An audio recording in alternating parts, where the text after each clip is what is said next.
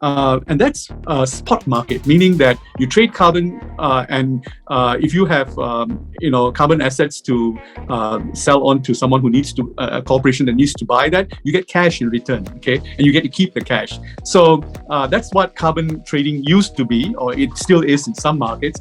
But what we want to see is that the asset created, the revenue created, being applied to projects. It can be tree planting, it can be reskilling, retooling entire communities, and it can be anywhere in the world.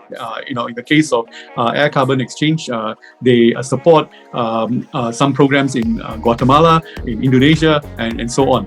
Now, what's interesting is that these assets are held in trust, by a trustee company, and the database is kept in a token, and that token is traded actively, and the projects get a cut of the revenue every time that token is traded.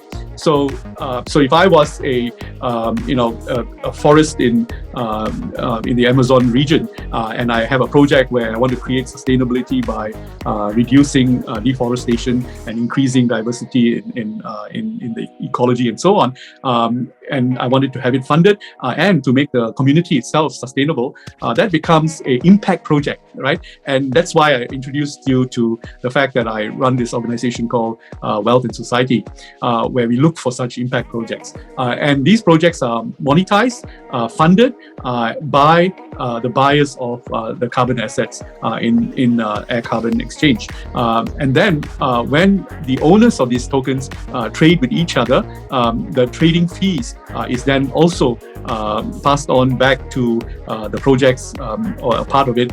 They get an income stream from the trade itself. So this is the interesting thing about where finance is taking carbon trading and carbon exchanges.